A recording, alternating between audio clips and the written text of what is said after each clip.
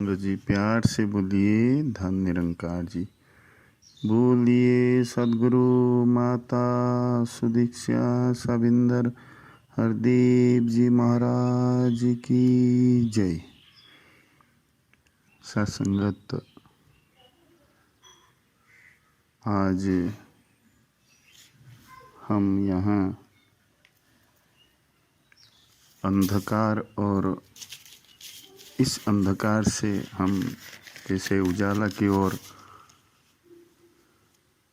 हमारी पाँव आगे बढ़े, इस बारे में हम चर्चा करेंगे। सत्संगत अक्सर कोई इंसान अगर अंधेरा रात में कहीं जाना चाहे तो सत्संगत उसको एक लाइट की ज़रूरत पड़ती है। तो जब अंधकार में हमें कहीं जाना होता है तब साथ में एक दीपक की ज़रूरत होती है, और वो दीपक मिट्टी का हो या तांबा का हो या पत्थर का हो, उसे कोई फर्क नहीं पड़ता है।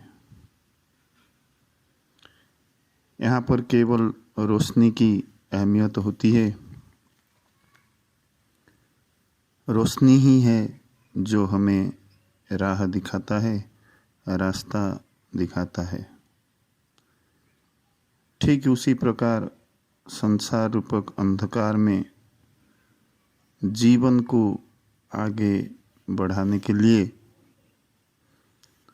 हमें ज्ञान रूपक रोशनी की ज़रूरत होती है,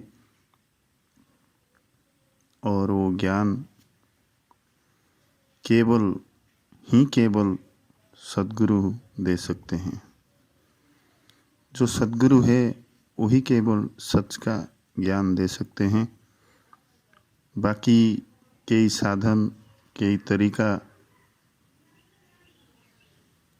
कई उपाय बता देते हैं, लेकिन ये सद्गुरु जो होता है वो इंसान को सच के साथ जोड़ देता है, सच का बोध करा देता है।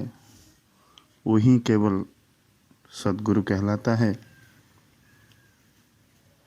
तब ये गुरु कौन सी जात का है, कौन सी धर्म का है, कौन सी मजहब का है, गोरा है या काला है, ब्राह्मण है या क्षत्रिय है, वैश्य है या शूद्र है, हिंदू है या मुस्लिम है, सिख है या ईसाई है, उसे कोई फर्क नहीं पड़ता है। बार बार संत महापुरुषों इस धरती पे आए, यही चेतावनी दिए कि ये इंसान, गुरु के बिना तेरा गति नहीं है। इस संसार रूपी भवसागर से अपने आप को अगर मुक्त करना चाहता है, ये जो जन्म और मृत्यु का फांस है उससे अगर बचना चाहता है, तो केवल जीवन में सद्गुरु को ही अपना ले। ये सद्गुरु ही तेरा बेड़ा पार कर सकते हैं। तुझे ये सच के साथ जोड़ सकते हैं और तुझे इस जन्म से मोक्ष प्राप्ति हो सकती है। तो इसे जाति का, धर्म का या गोरा काला का या मजहब का कोई लेना देना नहीं है। इसलिए शायद संत कबीर जी ने ये कहा कि जात ना पूछो साधकी, पूछ लीजिए ज्ञान, मोल करो तलवार की, पड़े रहने दो म्यान। कि यहाँ तलवार की महत्व है।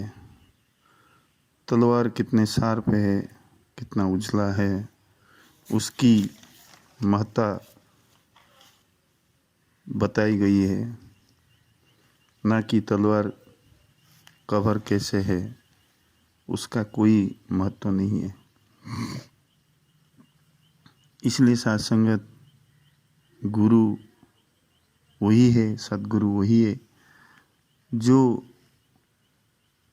पल भर में ये रमा हुआ राम को, ये निरंकार को, ये प्रभु परमात्मा अनादि अनंत सनातन, इसकी बोध करा सकता है। वही केवल सदगुरु कहने का हकदार है। बाकी जैसे कि दास ने कहा, बाकी कोई तरीका नहीं है। सासंगत हम अक्सर दुकान में जाते हैं इत्र खरीदने के लिए। दास का मन में ये भाव आया कि इत्र की महत्ता को हम अच्छी तरह से जानते हैं। इत्र का काम है सुगंध देना, चाहे वो किसी भी बोतल में हो, प्लास्टिक की बोतल हो या कांच का, कोई फर्क नहीं पड़ता है। लेबल कैसे भी हो, कोई फर्क नहीं पड़ता है। बोतल भी अच्छी हो, लेबल भी अच्छी हो, भरी रंग से लेबल रंगीन हो, लेकिन अगर इत्र से सुगंध की बजाय बदबू हो तो उसे कोई नहीं खरीदता है। तो दास का कहने का भाव यही है, हमें वो इत्र का सुगंध के प्रति हमें ध्यान देना चाहिए, कांच कैसे भी हो। आज दुनिया में बहुत सारे गुरु मिलते हैं, गेरू वस्त्र, सफ़ेद वस्त्र, माथे पे टीका, गले में रुद्राक्ष, शरीर में चंदन भरी हो, फूल की माला हो, चढ़ाए हुए हो, लेकिन अगर ज्ञान ना हो तब कोई फायदा नहीं है। शास्त्रों में यहाँ तक कि कहा गया कि सद्गुरु कौन होता है। न सद्गुरु की है यही निशानी, पार ब्रह्म निकट करी जानी। कि सद्गुरु की निशानी यही है, सद्गुरु वही है जो बिना किसी शर्त के, बिना किसी द्विधा के ये परमात्मा को अति निकट से दर्शन करा देते हैं। तो आओ साथ संगत, ऐसे सद्गुरु आज हमारे बीच में हैं। सद्गुरु माता सुदीक्षा सविंदर हरदेव जी महाराज, जो कि अति सरल उपाय से हमें ये प्रभु की दीदार करा देते हैं। उनको जाने, उनको पहचाने और उनको माने, फिर हमारा ज़िंदगी सुख से मालामाल हो जाएगा। जितने भी ज़िंदगी इस मालिक ने बख्शी है, हम उसमें खुशियाँ भर पाएंगे, मिठास भर पाएंगे। इस जीवन को, इस पल को सुरेला करते हुए, इस लोक को सुरेला करते हुए अपनी परलोक को भी सुरेला कर पाएंगे। अपनी अमूल्य जीवन की मूल अदा कर पाएंगे। जीवन को खुशी आनंद से भरते हुए, अपने जीवन में मिठास भरते हुए, संसार के प्रति वरदान भी बन पाएंगे। यही एक आशा, यही एक भरोसा के साथ दास आप सभी संत महापुरुषों से क्षमा चाहेगा।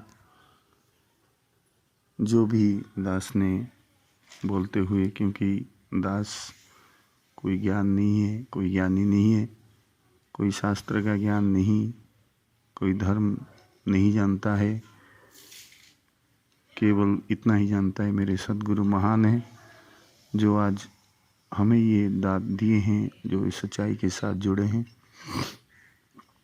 और साथ संगत उस सच्चाई के प्रति हमारा विश्वास हमेशा बना रहे, और साथ संगत इस सच्चाई के साथ खुद को जोड़ के एक मिसाल हम बन पाएँ, अपनी ज़िंदगी खुशी से बीत पाएँ।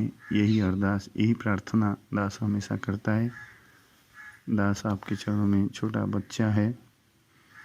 बोलने के दौरान अगर कोई गलती हुई होगी तो आपके चरणों के धूल समझ के दास को क्षमा कर देना।